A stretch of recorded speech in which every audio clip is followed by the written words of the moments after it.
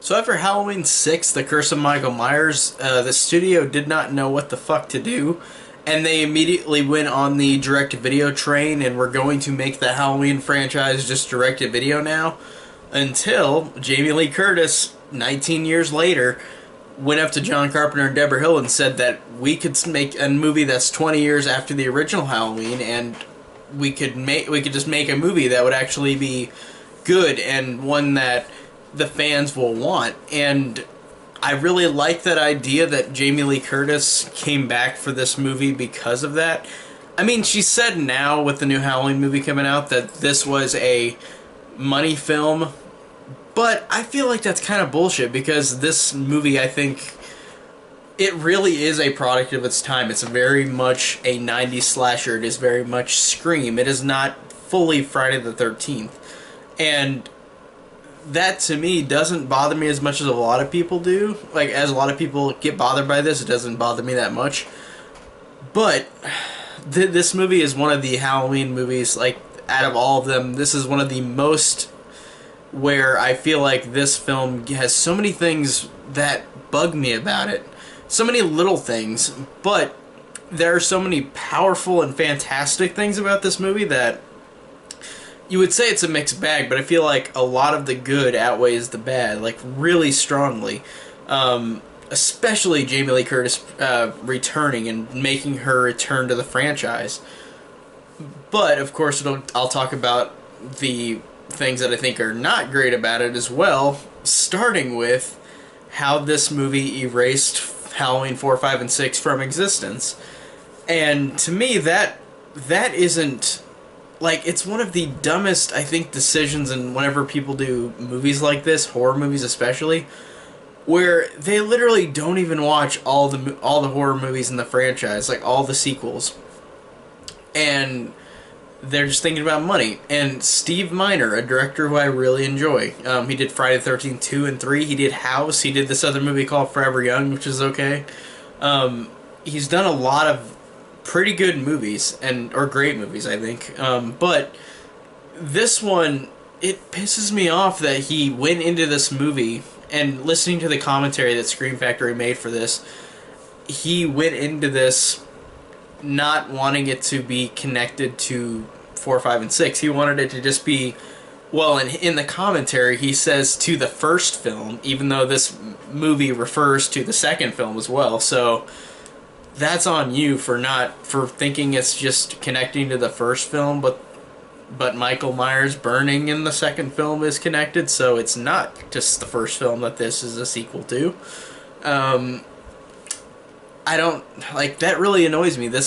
I really do love that director, but it just really pissed me off that they went into this movie like that idea.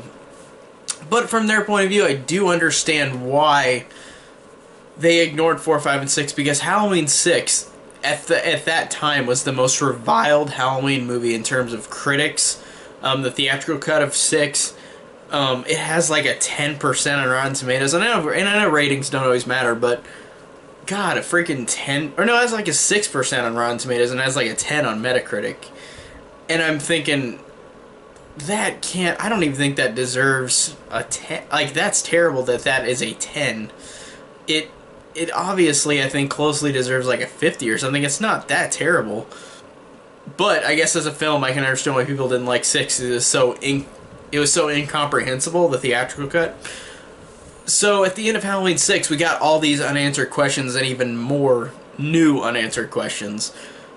So they were going to go the direct-to-video route and have not related to the Thorn thing, just Michael Myers off with this, like, posh, secluded, like,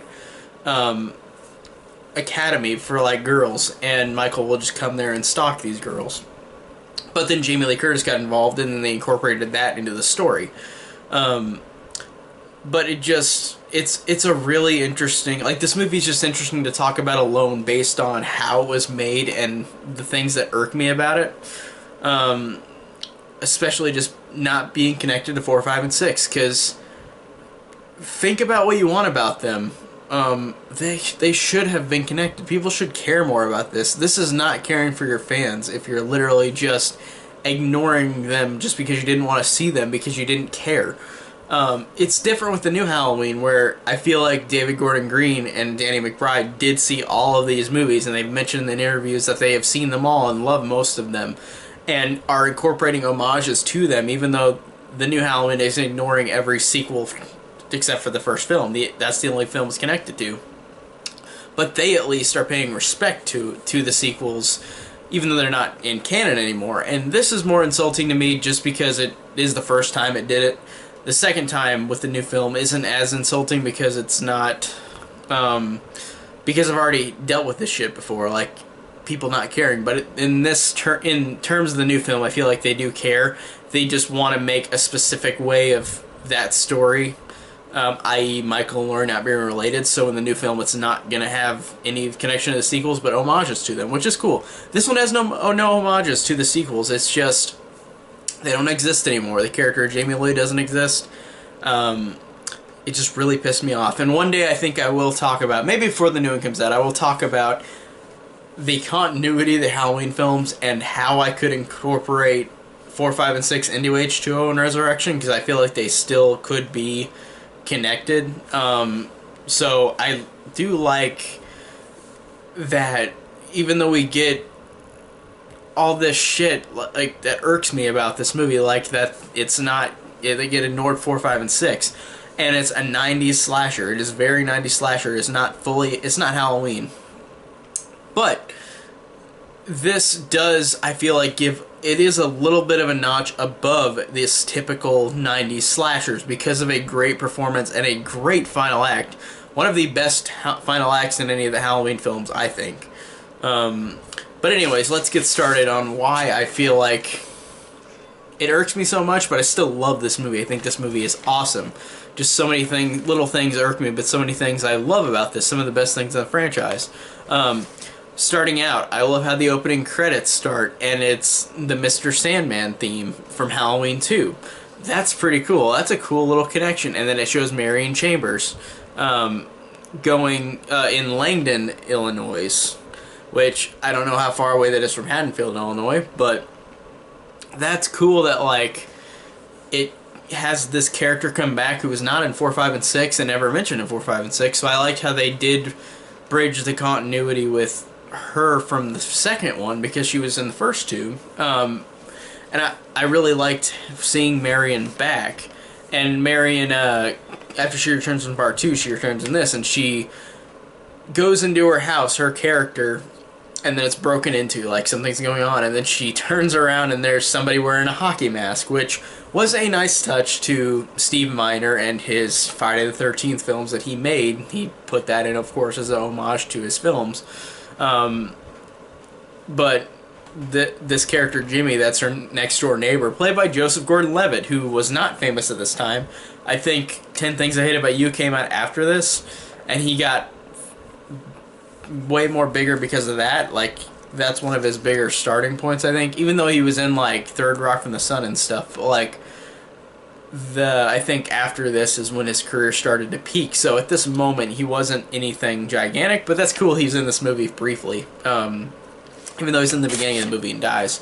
But I liked how he was wearing a Jason mask. That was just a funny way of just Steve Miner, like, playing homage to his other films that he made.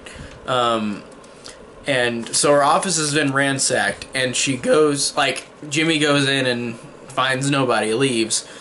Then she goes in, looks around, sees a photo of Dr. Loomis, and then sees a file that says Laurie Strode, opens it up, and it's gone. And then Michael stalks her throughout the house. And this is a really good opening scene. I think this actually works really well. It does bring up the tension in this movie to show, even though it is a 90s slasher, it does have moments of Michael being Michael. It has him being menacing. It has him being a trickster in this. Like, he really does play a good job of, like, the first film where he's right behind her and she turns around and he's gone and the door's just open with the wind blowing. Like, I love things like that where he's there but he's gone. It's like he can run on air. Like, he's just disappears so quickly.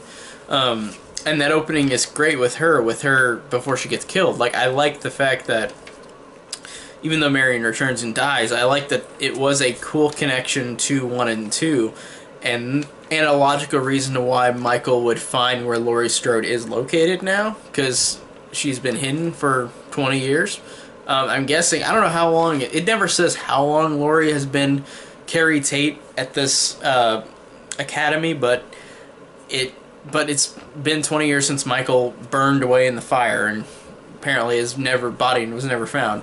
Which, this brings up to one of my first annoyances in the movie, where after Marion dies, it's like all the police come in and investigate, and then these 2 investigators come in and talk about Michael Myers, and they're like, yeah, from 1978, and one guy says, like, yeah, they never found his body.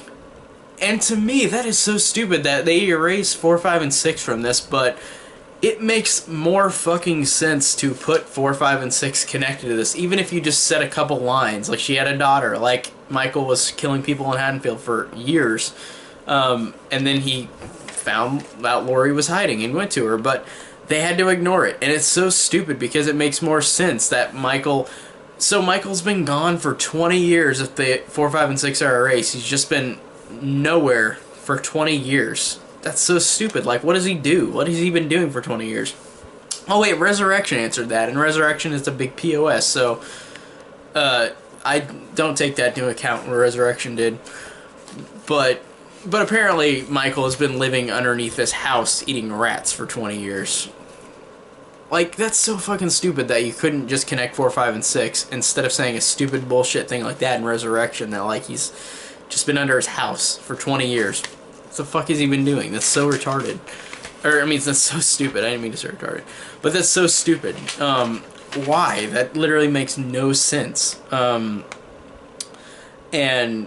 I just don't get why they just said they never found the body for 20 years. I'm just like, that's so stupid. Like, it should have, I don't know, but every time Halloween 2 is brought up, they weren't, like, Loomis and Michael were never supposed to survive Halloween 2 at the hospital explosion at the end.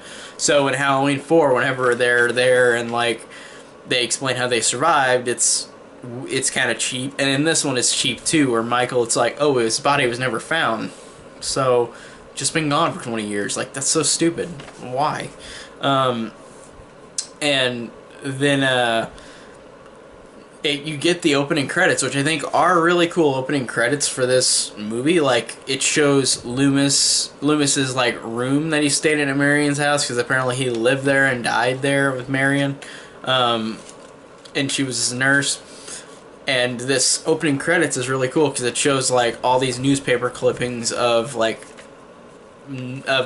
Halloween massacre in '78, and just, like, Loomis talking to people in the paper, or just different things relating to Michael Myers, and how the investigator said that Loomis was obsessed with Michael Myers and has been pursuing him before he died, which would make logical sense if 4, 5, and 6 were connected, but they're not, so it's so stupid. Some of the lines in this movie, too, feel like they were connected to 4, 5, and 6, and then they just took out the thing that he was in 4, 5, and 6, but then they used lines like that, where it's like Loomis followed him until he died, like he pursued him, and I'm like, that makes sense that Michael would still be alive then. Like, what the fuck? That's so, again, just people just don't care. Directors sometimes do not care about their product, care about their fans.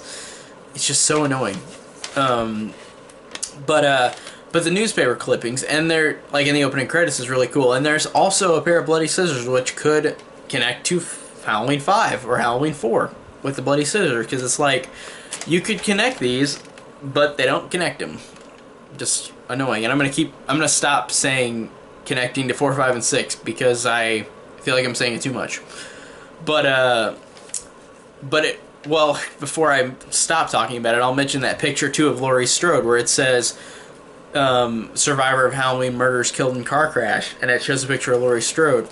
Now, that's how she fakes her death, but that's funny that they do that, but in the original script, it was like she actually did fake her death, and her death was apparent in 4, 5, and 6 whenever it was connected, when Kevin Williamson wrote a draft for this. And she did fake her death in a car crash, and then I guess she left her daughter there. I don't know why, in Haddonfield, but took John with her. Maybe it was like divorce or something, and like she couldn't take both kids or something, and the other parent didn't believe her about Michael coming back or whatever. But I like that they should have had this scene where like Laurie would have had this classmate, one of her students, talk about the Halloween murders from 4, 5, and 6 in her classroom, and then she would throw up in the bathroom out of guilt that her daughter was murdered by her uncle, or by her brother. And that would have been cool to have in this movie, but like I said, all these little things connect to it, but it's like they purposefully made it to where it doesn't connect, which is, again, just one of the dumbest decisions, I think, in this franchise. It's just so incredibly stupid. But the opening credits are cool, and then we get this cool opening nightmare scene where like it shows the school and it's at night and like it's all windy and like this thing is moving inside of the school, and then it goes into Carrie Tate's classroom, and then there's a picture of her son John, and then the clock strikes 12, camera turns around and the picture of John has a knife in it. And then it turns to the chalkboard and it says Laurie Strode, and then it cuts to Laurie Strode screaming, like bloody murder, like just losing it. And then I like the fact that this starts to show that Laurie Strode, this character who lived through Halloween 1 and 2, who lived through this terror, is drugged up and traumatized by the fear of this guy, and like the fear that he is still out there. Like, they never found his body, apparently, in this continuity. So, Laurie is a wreck. And I think that this movie does a great job of that. And I'm really wondering if the new Halloween will do that. And I'm fine if they do or they don't, but I really did think the way they worked Laurie in this movie worked really well, because this is a tortured and broken character. She is a completely broken shell of a person. And I love Jamie Lee Curtis in this one horror con that she went to. You can watch it on YouTube. It's like an hour and like 13 minutes. But like Jamie Lee Curtis at that horror con, or horror hound, I think, she was talking about H2O and how she didn't like how Resurrection, of course, fucked her character over. Like, of course, everybody didn't like that either. But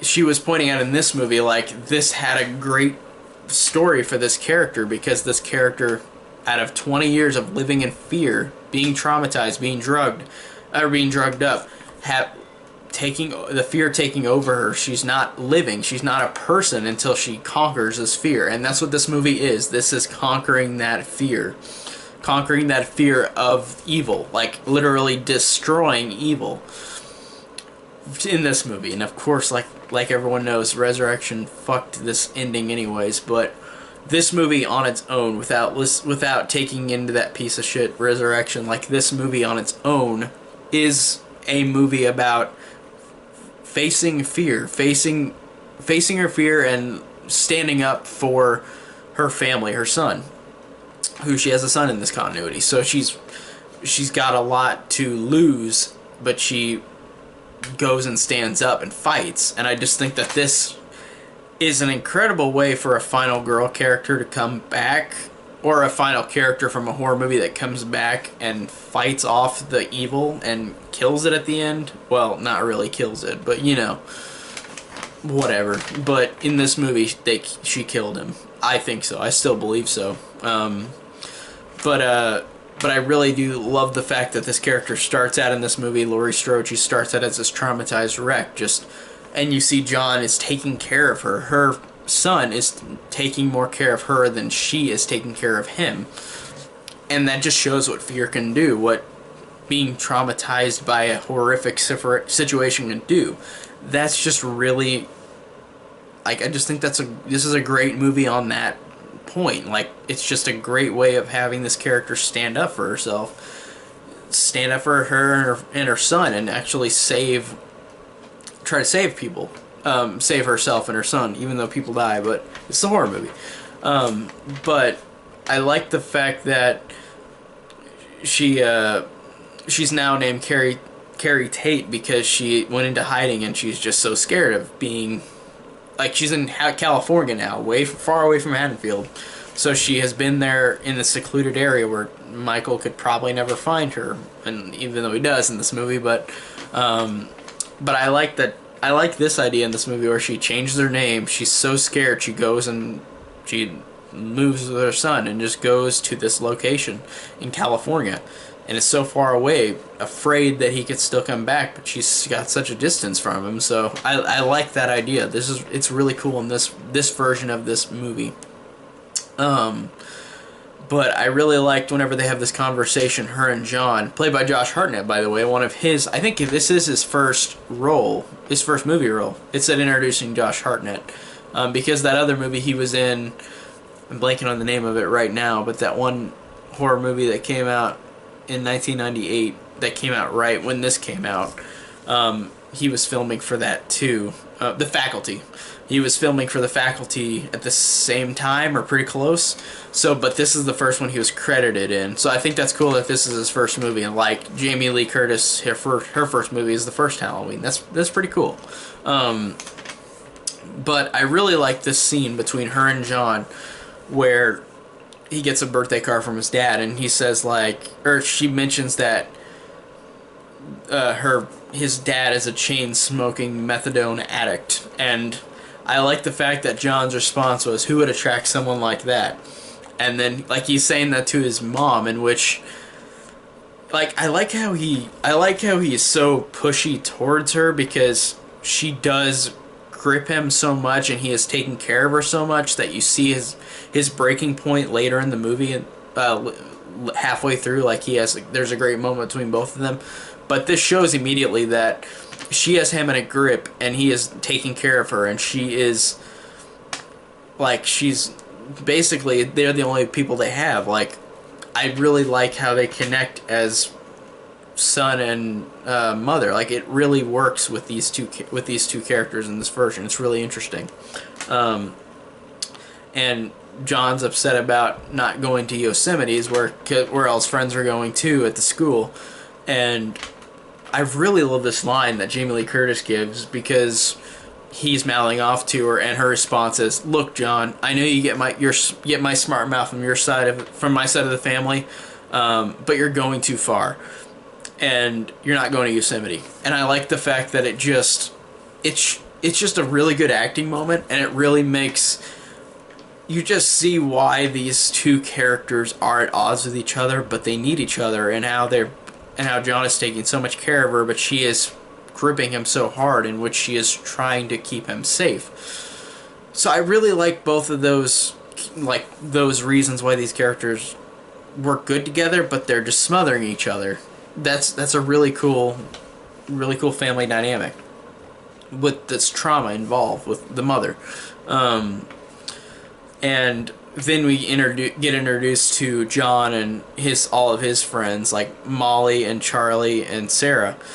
And these are the four characters that we kind of get to follow around, even though it's Laurie Strode's story, but it does kind of a thing like Halloween 1, where it's following these couple of characters with Laurie. And I think that these characters are fine. They're 90s type-ridden characters, but they're fine. They're funny. They're quirky.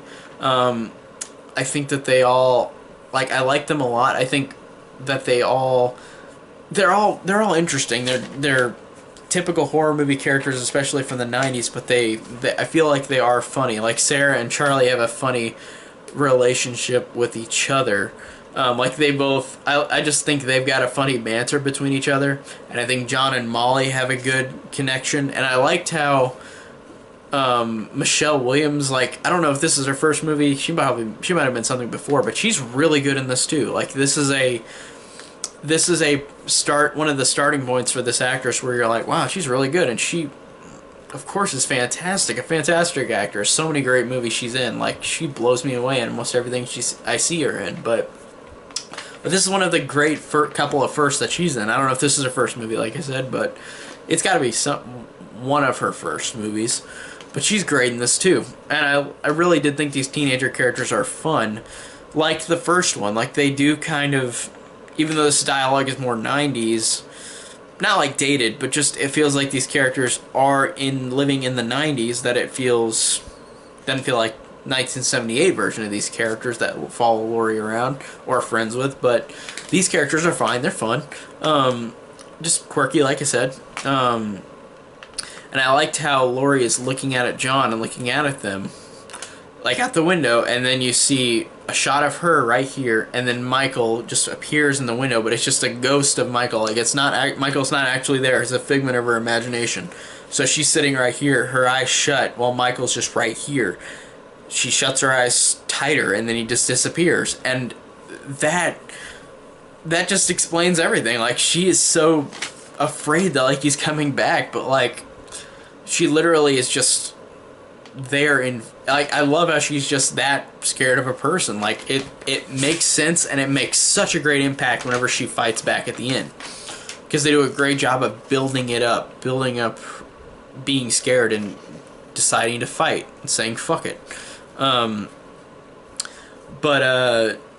I liked how then you get this scene, which is kind of interesting. Like it's not bad, but it's really like it's just kind of odd. I did like the scene with the where Michael has to get a new car, so he goes to that woman and her kid, like, who go to this gas station stop, or this rest stop, and Michael goes in, steals her keys and her purse, and she looks through the the crack in the bathroom and sees Michael, and he looks back at her and then walks away, and then the girl screams, the little girl, and she runs in, and then it's just the little girl said spiders, like she had a spider in her hair. But that's a pretty good scene, but it's kind of pointless besides the fact that Michael gets the car to drive, like this new scary van. Like he had a normal car before, like, but then he got this van from that lady who but it's interesting though, I did like that he didn't kill them. That was an interesting thing that Michael Myers didn't do, because why didn't he kill him? Like, they're secluded, there's nobody around. Like, he could have killed the mom and the girl, but the little girl, but that's totally fine that he didn't. That's an interesting way of not always having Michael being just bloodthirsty, like, even though like he's a serial killer. But I thought that was a cool scene, even though it was kind of pointless. So he gets the car and he is driving to California now, which I think he drives to California way too quickly than in like a day or two than he should have. Like, driving on his own, like, how could he make it that fast to California from Illinois? But I just like that he didn't kill him.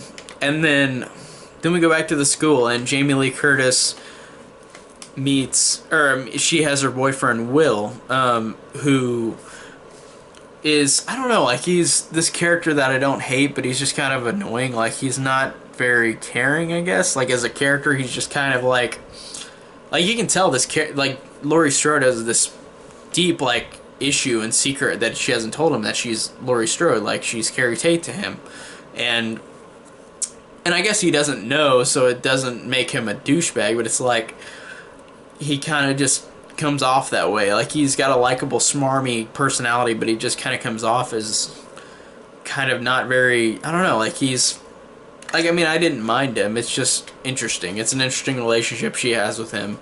And I like this introduced, too, to Jamie Lee Curtis's mom. Janet Leigh is in this movie, which is funny, because I think this might be her last movie that she was ever in. Because acting-wise, she didn't act since The Fog from 1981, or 1980. So that was a huge gap between The Fog and Halloween H2O. So Janet Leigh barely acted, and I think she died after Halloween H2O, like in 98 or 99. But that was funny seeing her in this. I thought that was a cool little connection to having her and her mother in the movie. Like, that's pretty cool. And then we get introduced to LL Cool J, his character Ronnie, who this is the most, in the movie, this is the most pointless character. And I don't hate this character, but I'm like, everything this character does in this movie, besides the fact that in the end he gets shot, and then he stops Laurie from stabbing Michael at the end, like, he's basically pointless. Like, they could have put somebody else in his place. But this character, and it's sad to say this character is only here to bring in a quote-unquote black audience, like how Busta Rhymes and Tyra Banks were in Halloween Resurrection. And I'm fine with that, but I'm kind of annoyed that the character itself could have been integrated better. He's literally just there as a security guard who opens the gate and closes the gate.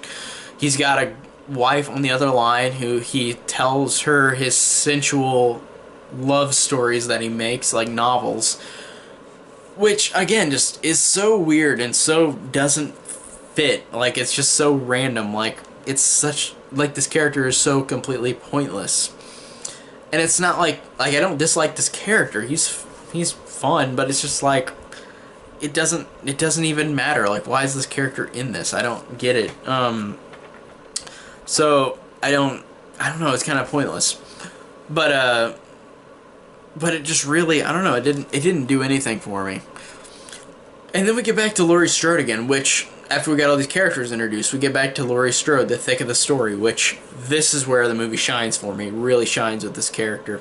Like I said, just this idea of this traumatized, broken person who, like, fights back, and, like, it does a great job of building it up. This next scene that I'm going to talk about, where she and Will are at this restaurant downtown, like, by the school. This shows how great of an actress Jamie Lee Curtis is, because it affects me the way that she does this scene. Like, this scene is actually really incredibly powerful. Where she says to Will, like, "Are you tired of my bullshit?" And then he goes, "I'm a counselor, I'm attracted to it." And then she says, "I think John's tired of my bullshit." And then he says a line, and then she breaks down where she shuts her eyes and says that there's something that I haven't been fully truthful about. And he kind of sits there and listens, and then she says, "I've tried everything. Self-help, group therapy, nothing ever helps. Like, nothing ever stops it." And I liked how that happens, and then he goes to the bathroom, and then she gets, like, some kids, like, hit the window where she's right at. Like, they're just playing around, like, these kids in costumes, they run into the window, so it scares Laurie.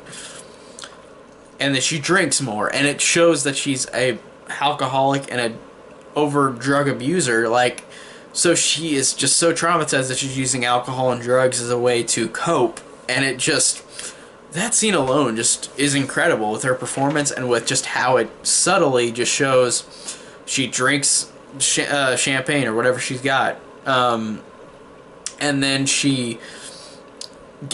they hit the window, the kids, and then she drinks it a lot really fast, and then it just shows that, like, the fear is getting to her, and it's pushing her farther and farther. That just really worked so well.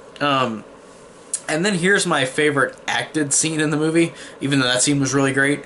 After Charlie and John are downtown because they got Ronnie to let him out, and Charlie smuggled some liquor out of the liquor store, and then Laurie finds them and is like, "What are you guys doing down here? You're supposed to be at school." And then she gets Charlie to go in the car, and then her reaction to John is, "What the fuck do you think you're doing?" And then I like the fact that he says, "Mom, I don't like when you use that word." And she's like, "Well, don't put me in that position, John. Do you know what day it is? Out of all the days to pull this shit." And then I just love that. I love how it shows that on today, especially, like on Halloween, that it's the scariest day for her, like the most traumatizing day. And she just says, like, "I don't ask you for very much, just give me one day." And then I love the fact that John, this character who has been kind of at a grip with his mother, and John has been nursing her and helping her because she has been so scared of everything. I like that he breaks down and says, "I'm not responsible for you, Mom." Like, he just screams at her, like, "I'm not responsible for you." And he says, like, "If you want to stay handcuffed to your dead brother, that's fine, but leave me out of it." I'm done with it. Not like I'm not gonna do it anymore. And I really love that scene. That's just an incredible scene. And I love the fact that he also says, 20 years, Mom, 20 years. Don't you think he would have shown up by now? You said you saw his body, you said you saw him burn. And I love the fact that her response was, I didn't exactly stay to see his ashes. But that just was a fantastic scene. Just a fantastic character scene. A fantastic acting scene. Like, it really just shows what being traumatized can do, and showing how it affects your other family members, how she is affecting John, and how John is being smothered by helping his mother just try to cope. And it just really works for me incredibly well in that scene. That's one of my favorite scenes in the whole movie. And I like how after that it just cuts back to like school, where like it's a scene where it is like the first Halloween, where how Laurie Strode was in class in the first film and she sees Michael Myers across the street with the car. In this one, Molly is looking outside and sees Michael, but then Laurie interrupts her, like the teacher interrupts Laurie in the first film.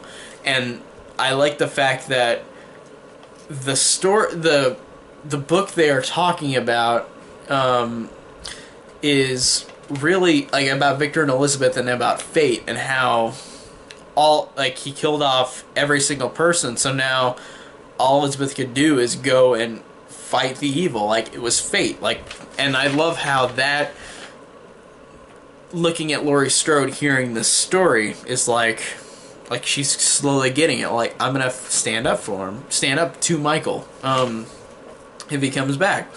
And I just thought that was a great subtle way of having the story, a real life story. I mean, a real like literature book, and having that relate to her trauma and fighting back after losing everything.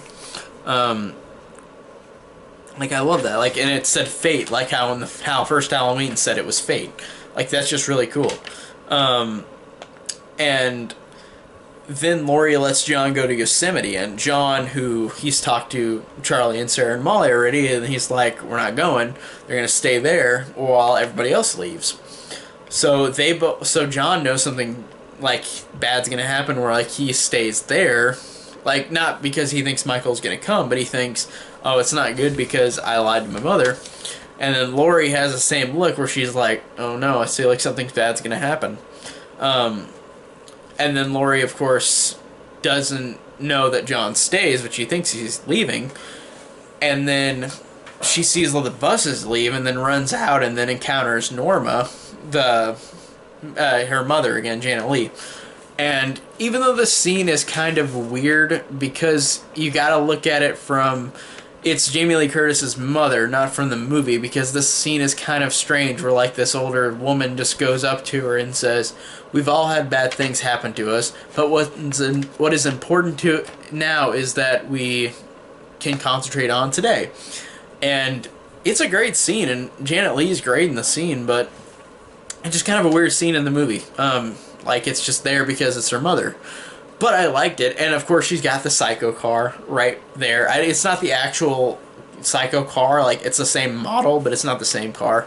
And then there's a great scene where Laurie is going outside in the dark, where everybody's left.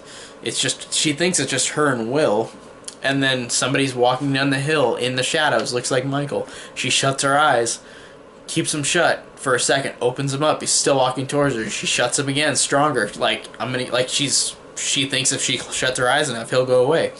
Does it again, shuts her eyes, somebody goes right at her and touches her, and she screams, and then it's just Will, which I thought really worked well, because you know that Michael is already on this premise, but Laurie doesn't know that, but in her mind, the fear of him coming back, it's like she thinks he's there, but it's just Will in the shadows, like, walking around because it's dark. But that's really great, because you know he's there. You know Michael's actually on the property now. He's got the car, and he's driven there, following them into the place.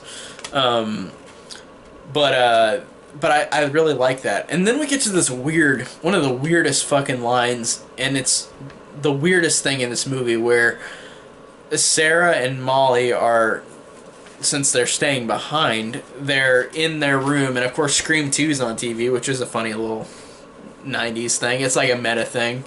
But that's not as meta as Scream, but I liked how that was just a quick little like nod to, oh, it's a movie that's like current. But but this scene, this is the weirdest scene in the whole movie because it makes no fucking sense. It's such a weird ass comedic line that's not meant to be in this movie. Will goes up to Sarah and Molly while they're in their room, and he's like, "What are you guys doing tonight? You going on the town?" And Sarah's like, "Yeah, we're gonna get a couple of guys, grab a few drinks, and put some roofies in them, and have a date rape evening." And then they just say, "Care to join us?" And then Will just says, "No, I can't because I'm getting my nipples pierced." And then I'm just like, every time that line that line happens, I just sit there like, what the fuck were they thinking? Like, that is so incredibly, like, really stupid. Like, I don't get why on earth is that line in this? Like, that's so bad. I'm just, like, cut that out. Like, that's so terrible. That's terrible than any of the other things in this movie that people complain about, like seeing that this is so much like Scream. And I could see that there's things about it that are like Scream, because it's a 90s slasher. It's very similar to Scream. Scream was the thing that made 90s slashers pretty much the same. A lot of them that felt pretty samey after Scream. But that fucking line, like, I'm getting my nipples pierced, and they're having a date rape evening with these guys. Like, it's just, it's so out of place. Just, what? That's so stupid. Again, I said that's so stupid. I've said that a lot because this movie does have a lot of stupid things about it, even though the things I love in this movie, but I feel like I'm doing an okay job of mixing stuff I don't like and stuff I really like. Then, like, we get to the actual, like, moment to where Michael starts, like, killing people. Like, Charlie goes down, like, they're all the kids are down under in the school, and then Charlie goes and gets, like, a corkscrew and then finds Michael there. And then this is a weird-ass shot because there's such a mask debacle in this movie where the mask is different in every shot, which is one of a big negative of this movie. But this is the worst shot of the movie where Charlie looks over at Michael whenever he encounters him, and Michael's got this shaded CGI mask. It looks terrible, like, especially in HD. Like, it looks so weird. What was up with that? Like, that's another what the fuck moment of this movie. Like, I don't get why that was in this movie. I think they colored over the mask because it was a different mask that wasn't used after the mask debacle, where they had one certain mask, but then they switched it to another one, and then they couldn't redo that scene, maybe? But still, that CG just on purpose made it look the worst. Like, that's horrible. But Charlie dies off screen, and then, of course, it has Sarah go in there and get killed too. But before that, you get this another great acting scene with Laurie Strode, or Jamie Lee Curtis, where her and Will are having a night together where they're just talking, they're just kind of making out and just sitting in the living room. And then Laurie tells him her story, and I think Will's a little drunk because he kind of says it in a way where he's not really caring that much at first, and then eventually he does. Like, I like how this character is kind of like off in his own world for the most part, and then whenever the shit goes down, like whenever he figures out who she is and when Michael appears, he does, like, kind of change as a character, but he dies right after that, so it doesn't matter too much. But this scene, again, just Jamie Lee Curtis just gave this her all. Like, she elevates this movie so much with these character moments, these acting moments. They're just incredible. Where she's telling Will her story, like, I'm not Carrie Tate, my name's Laurie Strode, like, and she had like her brother Michael, and she's in the line where she says that I'm hoping and praying every day that her brother will never find her. And then I like the fact that Will just says, "Are you telling me the truth?" And she said, "Yes." And, like, I like how he changes and is like, "Oh, okay." Like, he doesn't know, like, he didn't really understand. And I love the fact that his reaction is so, like, he's scared, but he cares about her, and he's like, honey, you don't really think after all this time he'd still come after you, do you? And I love her reaction to this. Like, this is one of the best acting moments, like I've said, in the movie, where after he says, "You don't think he's coming after you, do you? Or still coming after you?" And she just says, "He sat in a sanitarium for 15 years waiting for me." And then Will just says, "How old were you?" And then she looks over at the birthday card from the dad and it says 17, and it clicks in her mind like, John's 17. Michael's actually here again, so he's coming after John too. And I thought that that's a good acting moment and a good way to connect John back into the story, because they were kind of separate for a while. And then it goes back to Sarah finding Charlie dead, and then she gets killed. And her kill is actually really good, really brutal without showing much. Where Sarah, the dumbwaiter, like Charlie's in it, so she gets in the dumbwaiter with his dead body to go up because Michael is right there, and he stabs her leg. She gets out of the dumbwaiter. He cuts the thing where it falls down on her leg and smashes and breaks her leg, where she has to squirm on the ground and try to get away with her leg like literally bleeding open. Like, it's really a good kill. Like, it's a good build up to a kill. And whenever she dies, you don't see, like the first film, even though it shows blood in this movie a lot, like the first one, I liked her kill because it just showed him have the knife, go up, go up, go up, but you don't actually see him stab her. You just see her reaction like she's dying. But I thought that was really a cool nod to the first one, where it's like some of these kills are not shown really violently. I mean, some are, but some aren't. But this one was a cool one. Like, it felt like the first film. And then, of course, John and Molly figure out where Charlie and Sarah are, and Sarah's been hung up by a light, dead, which was a cool image, creepy image, but cool. Then they encounter Michael, run out, and this is a good chase because they're running all through the outside, and then like Molly, like Michael grabs Molly by the hair, and then just John punches him, and then Molly gets a rock and freaking like slams it in his face. Then they run away with the keys. They've got the keys to get inside this gate right by this door that's shut. They get in there, close the door, but close this open gated door. The keys fall out, so they're so far where she has to put her hands out to try to grip him while Michael is coming at them. And then Michael grabs the keys while they are stuck in there in this tiny little space with the door locked behind them where they can't get out. And that is really tense, really good. They are stuck and are literally having the knife like right there, like slashing right at their face, like it's so close to them. They're just backing up and screaming. And then of course Laurie finds them, opens the door, lets them both in, shuts the door, and then there's that amazing thing of her looking at Michael through the open door, through the glass in the door. Literally, her just scared reaction, and him just turning his head, and then she pulls her gun out, and then he's gone. That was just one of the most memorable like shots in any of the films. Like her looking at him for the first time in 20 years. It just keeps building on how great this character has been traumatized, and now she finally has found the fear. Like, the fear is here. It's here to get her. And then she gets the gun. Like, she's going to kill him, but then he's gone. So, but then she actually goes and fights him.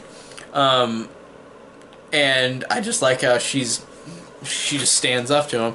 But Will gets killed, of course, but he accidentally shoots Ronnie in the process, which he looked like Michael walking down the hallway, but then it's just Ronnie. And then, of course, he's alive later, but then Will gets killed in the way like the nurse does in Halloween 2, or like he picks him up, stabs him in the back, and lifts him up. Which, it sucked, because Will, I liked how he started to become this character who was never unlikable, but he was just kind of off in his own world, and weird kind of character, and then when shit started to go down, he took everything seriously, and then he died. So, but I like when they do that with characters. It's like they learn, and then they get killed. So then John and Molly and Laurie leave after Michael chases them out down the hallways in the school.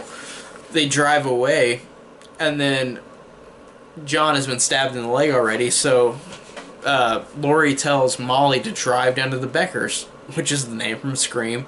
A little nod to Scream, I guess. But, like, to go down to the Beckers and tell them to call the police, just like on the first Halloween she said that to Tommy and Lindsay. So they're out of the picture for now. Like, they leave, and then she breaks, like, she gets a rock and breaks the activator on the fence gate where it'll not open anymore. And we get that fantastic fucking shot where, like, you see Laurie walking up the hill in the darkness, going up to the top of the hill with the axe in hand, and just screams Michael out loud. And I love that. It just did a fantastic job of building up this character who really just, by the end of it, after almost losing her son, after losing everything, like, doesn't want to lose her son, does, like, she just lost Will, like, she is literally ready to fight to the death, like, she is ready to destroy him, to fucking murder him. And I like how Jamie Lee Curtis, when they started this movie, she wanted it to be that, but of course you can't fucking kill off Michael Myers. It was even illegal to do that with the contract when this movie was made. I don't know about the new film.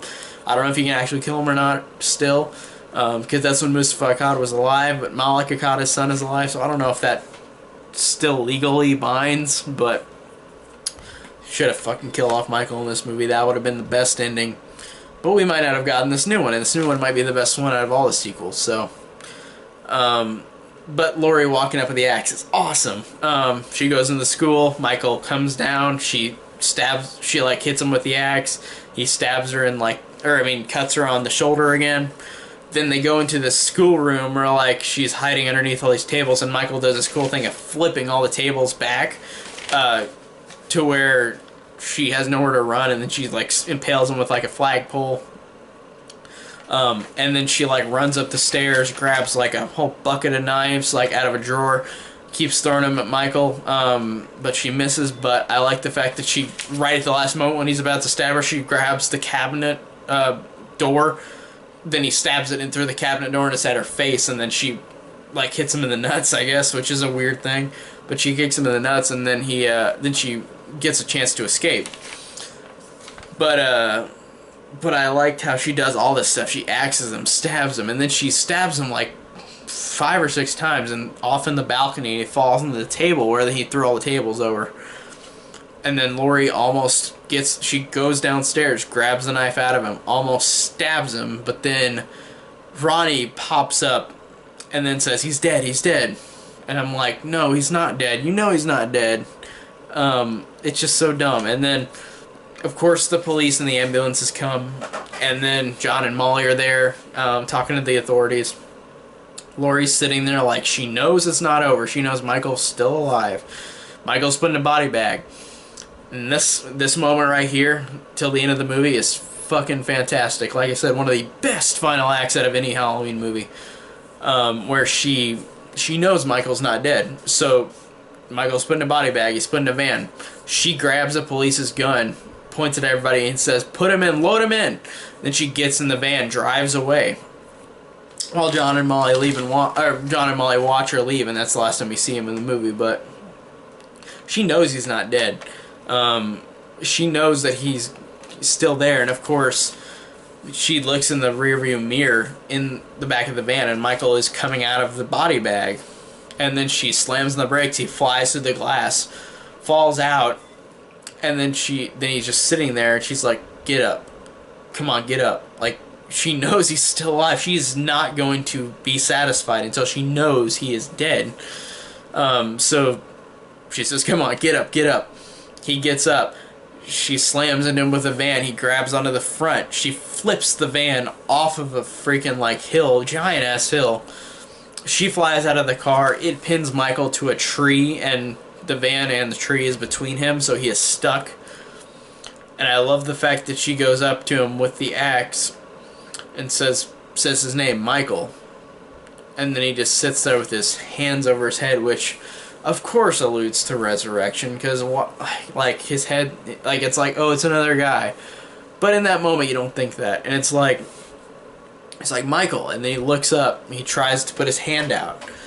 She puts her hand out too. She kind of does this thing where she touches his hand, like, briefly. Then she looks at him and thinks, "What am I doing?" And then Michael just turns his head, and then she uses the axe and cuts his head off. And then his head falls to the ground and rolls to the ground. Then the Halloween theme plays, the original Halloween theme. She sits there, breathes in that she has finally conquered this evil, And that's how this movie ends. But if this movie was never, like, if Resurrection was never made, which I wish it wasn't, this would have been, whether you like this movie or not, whether you like this movie for not being very Halloween, for having a lot of dumb jump scare noises, like stuff like that, being a 90s slasher, despite all that, if you saw this ending still, that she killed him, she killed this fucker and destroyed him, she conquered the fear, she saved her son, she saved her loved ones, like she finally stood up to the fear. And horror movies, even though of course when the killer dies they come back, but this one, even though there were tiny little things with that Michael at the end that implied that it wasn't him, this movie did a thing that if we didn't have fucking Resurrection, if this was a one-off thing and the character just died, like if Michael just died here and didn't come back, that would have been something unique that would not really been done in horror movies much, especially franchises where Freddy dies, Jason dies, they come back, of course, but in this one it's just like, it felt so final. Like, it really did. It felt final with this character. It felt final with her standing up. That shot of her breathing in and breathing out at the end is just like icing on the cake. Like, she's finally done. She's done with the fear. It's over. And it's incredible. That ending is incredible. But even though Resurrection happened, this still, if it just was its own thing, didn't have another sequel, it just would have been a fantastic ending, a fantastic final act to the films, even though it ignores 4, 5, and 6. But still, it still is a good final film for the Laurie trilogy, which Laurie trilogy is 1, 2, and H2O, and those aren't canon in the new one, 2 and H2O, but still. That's just a cool way to watch these films if you just wanted to watch, like, streamline them, just not watch all of them, but I love to watch them all anyways, every time. But that's just a perfect ending. Could have been perfect. Could have been perfect. Could have been. But man. And fuck Resurrection. Like, I can't, I hate that I'm gonna have to talk about that movie. I watched it again, of course. Even though I hate it, I've watched it a lot of times, just like every other one of them, but it is terrible. God, one of the worst sequels I've ever seen for a horror movie. One of the most disrespectful for the last film. Like, just fuck that movie. But this movie on its own, like I said, if it never had Resurrection, this would have been a fantastic finale. It would have been. It would have been, but yeah, just this movie, like I said, the negatives I have for it, I really hate that it ignored 4 through 6. I don't like how it had those dumb jump scare noises. I didn't like how it did feel more 90s than a Halloween movie, a 90s slasher, and I felt like it was above it, though, because of the positives, like Jamie Lee Curtis's really, truly powerful performance in this movie. Really moving, really great. Every scene she's in, she steals it. She really tries hard to make this movie have dignity, and it really does with her in it. The characters are great. They're interestingly written for this type of movie. I really liked her and John's relationship. I love how the kid characters, or teenager characters, are fun too, like the first film. The final act, just fantastic. Fucking amazing. So it's a mixed bag, but I feel more positive than negative about this movie, even though there are a lot of negatives, but I don't care. This is one of my favorite sequels. Even though all the sequels are a mess, this is definitely one of my favorite Halloween sequels, and just because of that great performance of Jamie Lee Curtis and the great ending, and the writing, like, for this type of horror movie, it really is interesting. Really good. So yeah, just a great sequel, with a lot of with wrinkles and all. Like, it's got problems, but of course all the sequels do. All the sequels are messes, but this is one of the better messes, and I really, really enjoy it. So yeah, I love talking about this one. God, do I have to talk about Resurrection? Please don't make me. Fuck, I guess I'll do it anyway. Whatever.